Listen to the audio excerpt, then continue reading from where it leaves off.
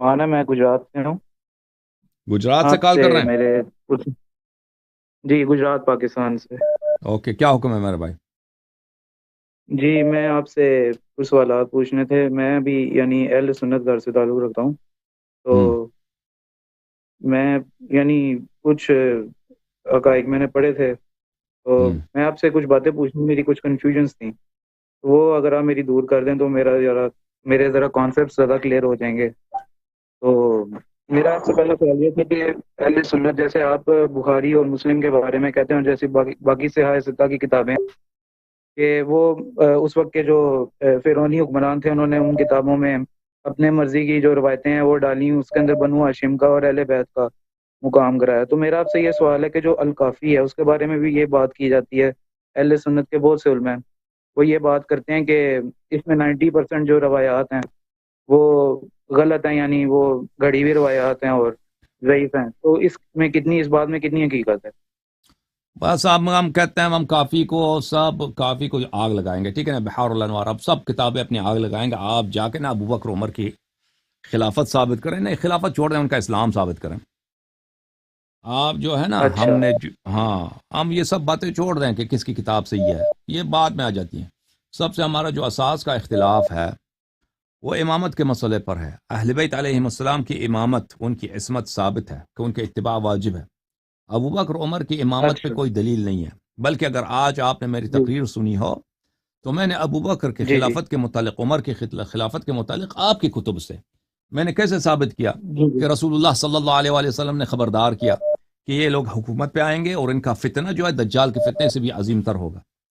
आप जो है ना, जी जी, वो हाँ ना, वो हुज़ैफ़ा ये बिन अब ये यमान की असली रिवायत बात है। किया। हाँ, अगर कोई मर्द आपके उलमा में कोई मर्द है, कोई आलिम है, कोई मुहक्किक है, अबू बकर उमर की जी जी। खिलाफत में बात का, हम सब ये सब छोड़ देंगे। हम 12 इमाम छोड़ देंगे, हम मातम छोड़ देंगे, मुहर्रम सब कुछ छोड़ देंगे भाई।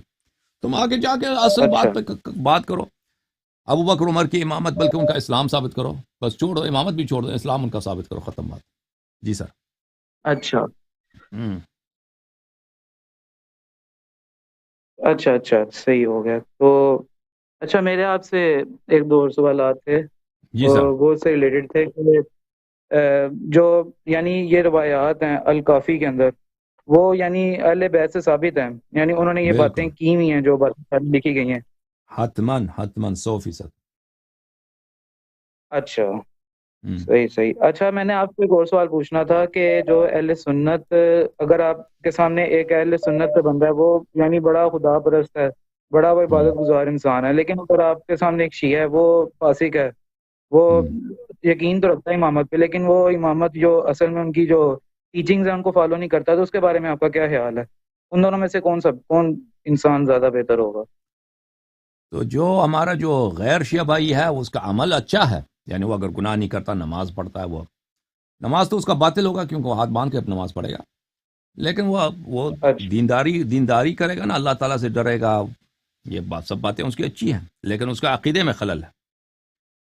लेकिन जो शिया है उसका अच्छा। अकीदा सही है, उसका अमल खराब है। उस दोनों में ना, मसला एक हिंदू है, एक मुसलमान अच्छा। है। अगर देखें, एक हिंदू है जो नेक आदमी है, वो गरीबों की मदद करता है, वो मसलन खैरात करता है, अच्छी अच्छी काम अंजाम देता है ना। एक मुसलमान है जो बिल्कुल चोर, उल्लू का पट्टा है, बिल्कुल 420 है, इसके साथ जिना करो, उसके साथ लिवात करो, उसका माल उठाओ। अगर इन दोनों में हम क्या कहेंगे? हम जी कहेंगे कि हिंदू जो है उसका अमल अच्छा है, लेकिन उसके जी। अकायद खराब है। जी हाँ, हिंदू जो है ना, वो अकायद उसके खराब है। वो कहता है गाय जो मेरा भगवान है, या बंदर की पूजा करता है वो, बिल्कुल। या किसी बुत की पूजा बिल्कुल। करता है। हाँ, अकीदे में वो बिल्कुल जाहिल है, अकीदा बिल्कुल उसका बात, लेकिन अमल उसके बहुत अच्छा है, ये काम जो करते हैं वो अच्छा करता है।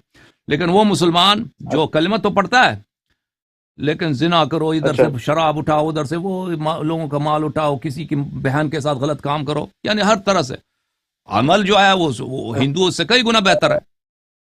तो ये जो है ना, अच्छा। वो हम शिया और गैर शिया में भी यही कहेंगे भाई। मजीद बोले।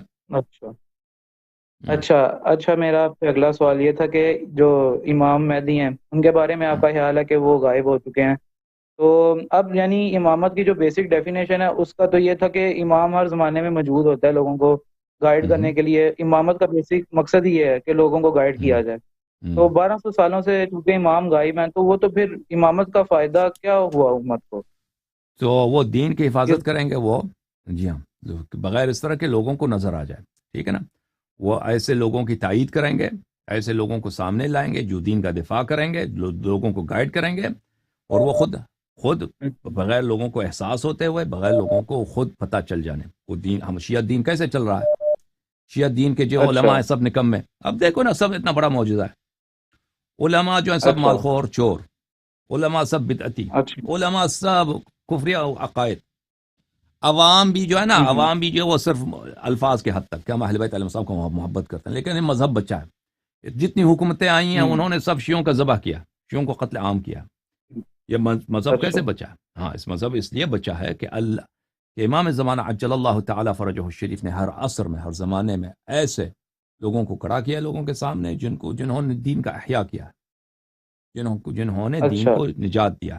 اب یہ ایک بات، تو یہ ضروری نہیں ہے کہ لوگوں کو نظر آ جائے، مثلا حضرت خضر علیہ السلام ہے نا، حضرت خضر علیہ السلام جی جی حضرت موسیٰ علیہ السلام کے زمانے میں حضرت موسیٰ علیہ السلام نے اللہ سے دعا کی کہ مجھے ایک ایسا اللہ، مجھے تیرا ایسا شخص ہو جو مجھے تعلیم دے دے، میرا معلم ہو، وہ خود پیغمبر اولو العزم ہے، صاحب شریعت ہے، کہتا ہے میرے لیے ایک ٹیچر کی ضرورت ہے مجھے، تو اللہ تعالیٰ نے اس کو توفیق دی، حضرت خضر علیہ السلام، حضرت خضر علیہ السلام اپنا کام کرتے تھے نا، انہوں نے کہیں جی کشتی ڈبویا ہے، کسی بچے کو قتل کیا یہاں پہ اس طرح، لیکن کسی کو پتہ جی نہیں جی ہے کہ خضر یہ کام کر رہا ہے، کسی کو پتہ نہیں تھا کہ جی اب موسیٰ علیہ السلام کے ساتھ اس کی ملاقات ہو گئی، قرآن میں اس کی کہانی آ گئی، وَإِلَّا حضرت خضر علیہ السلام کتنے ایسے کام کرتے ہوں گے کہ کسی روایت کسی حدیث میں نہیں ہے، وہ اللہ کے حکم سے کرتے ہیں، تو وہ جو کام کرتے ہیں دین کے لیے کوئی ضروری نہیں ہے کہ لوگوں کو پتہ چل جائے، لوگوں کو پتہ چل جائے، لوگوں کی ہدایت ہوتی ہے، لوگ اپنے احکام جانیں، لوگوں کو اپنے عقائد کا پتہ ہو،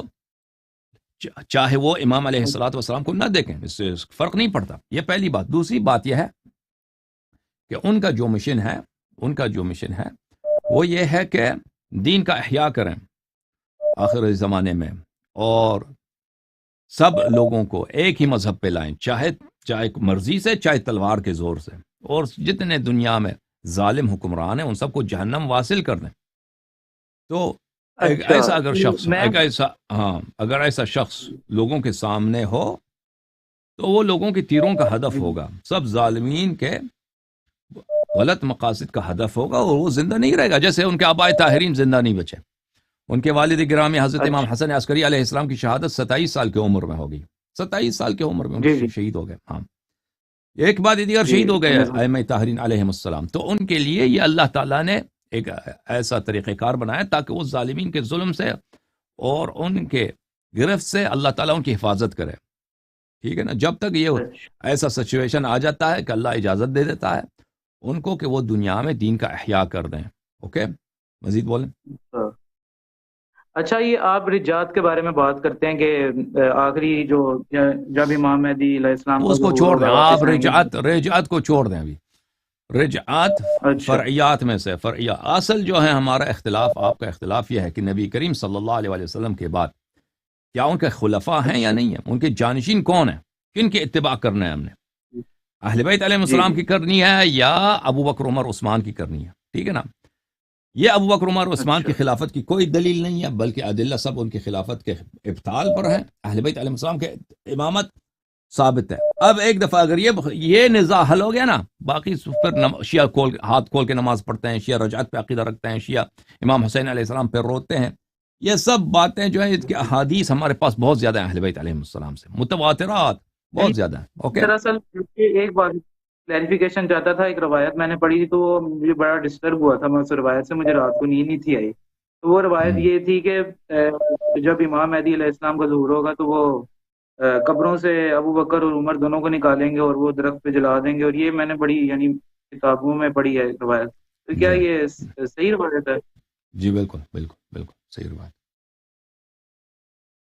ٹھیک ہو بالکل بالکل، دنیا میں عدل نہیں ہو سکتا اس وقت تک کہ سب مظلوم کو اس کا حق دیا جائے، جن لوگوں نے اہل بیت علیہ السلام پہ ظلم کیا ہے، اور جب تک خود ابو بکر عمر اپنی زبان سے اعتراف نہ کرے نا، آپ لوگوں کو یقین بھی نہیں آئے گا، جب تک وہ ابو بکر عمر خود زندہ ہو کر دوبارہ اپنا اعتراف کریں کہ ہم نے یہ کیا، یہ غلط کیا، یہ کام غلط کیا، اس وقت جی تک جی یہ بہت سارے لوگ شک کریں گے، کہیں گے یہ روایت غلط ہے، وہ روایت ضعیف ہے، فلان ہے فلان۔ اب ابو بکر عمر کی جو محبت لوگوں کے دلوں میں رچی بسی ہے، 1000 دلیل لے کے آؤ، لیکن جب ابوبکر عمر خود آ کے اپنی زبانوں سے اعتراف کریں گے اور پھر تو شک ہی نہیں رہے گا، ٹھیک ہے نا؟ جو یہ کام کون کر سکتا ہے؟ وہ جو اللہ جی کا حجت ہے وہی کر سکتا ہے۔